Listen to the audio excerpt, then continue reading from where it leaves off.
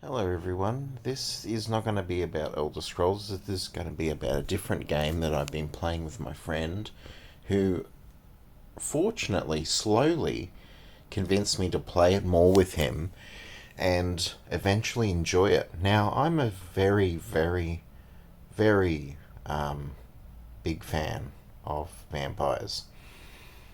Now, this game is about vampires, but the problem is, for me, it's a survival game, but it's also a RPG survival game, sort of. It's like you collect resources and survive, and you do all that stuff, but you're a vampire.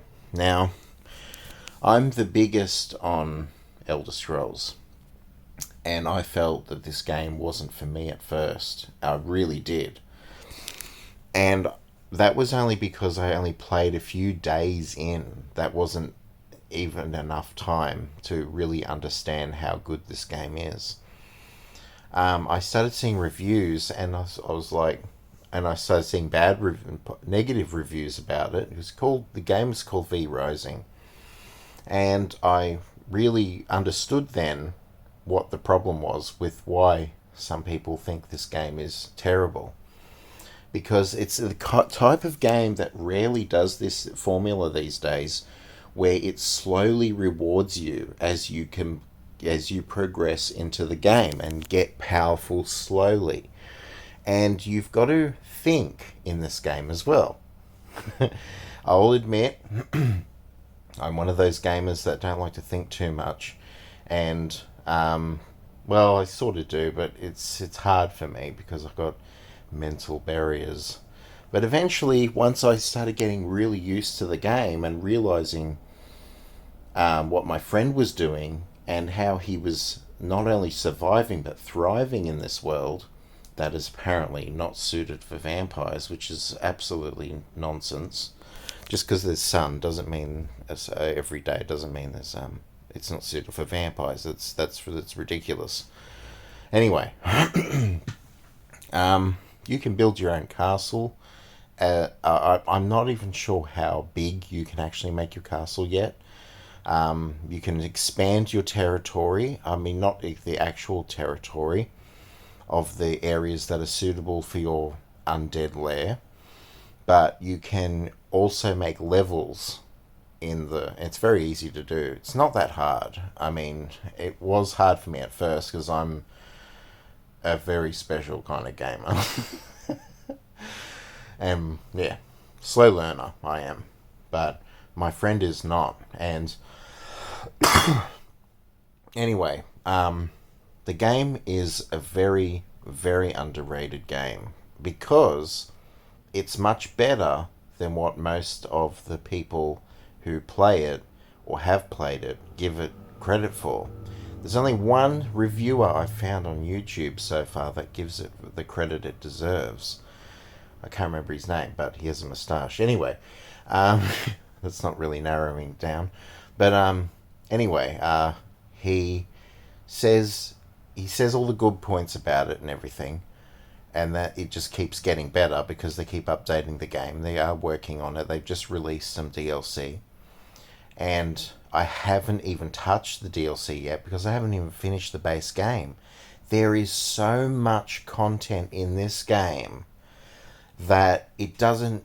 I just get tired. I get like, I'm not one of those gamers that can just sit there for hours and hours like my friend, where he can just get more and more into the game in 1 or 3 days straight and play it for 3 days straight. Cause that's what he did.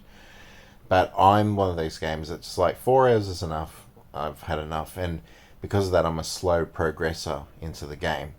And boy, when I saw what my friend was doing and saw all the stuff he had in his castle, I'm like, what is this stuff? What does this do? And it's just, you make your own equipment, vampiric equipment, armor out of resources, and of course, the more you progress and kill more bosses, the more access you get to more areas. Or not because you kill those bosses, but you find these teleporters, these way shrines, or whatever they're called, way portals, I think they're called. I call them way shrines. That's actually an Oblivion thing. Anyway, you teleport to different locations with these teleporters, and you can build one yourself in your own castle, which makes it incredibly, like, very useful. Um, and with these teleporters, you can easily get to a certain area because the map is huge. It's not as big as, some other games, but it is big enough. And it's one of those detailed areas that actually have a lot of detailed content in that area. So you might just see a hill. You might be going through a little pathway where there's this big, steep, rocky hill. You might think nothing of it. Turns out it's a whole dungeon area that you've got to sort of navigate and find, or a mine or something to get kill bosses and get ore. Things like that. Great game. What I would review it as, and I'm the type of person that was very fixed on not liking any game that had anything to do with survival, and the only exception I had was sort of Minecraft, but that was, of course, it's Minecraft, so um, yeah. It was the only exception I had. Now I've changed my ways. Really, it's a great game, and I give it a 10 out of 10. That's my review for it. I don't show you any fancy things about the game. I mean, there's plenty of other more professional YouTubers that do all that stuff. Maybe I'll send a link to the YouTuber's channel that I'm talking about that gave it a honestly good review, which it deserves. I haven't found too many good reviews about it, not good enough anyway, that tell you in depth why it's such a good game. And there's not much story to it. But that's the thing. Game doesn't have to have strong storylines. It doesn't, to make it fun. That's a lot of mistakes that games think that they've got to do, and it's maybe a mistake, maybe not, but it's not my cup of tea to play a game that forces you into a story and one beginning to end scenario. Not always, anyway. Sometimes it works, sometimes it doesn't, but it's not one of those replayable games. This one is. At least at the moment it is.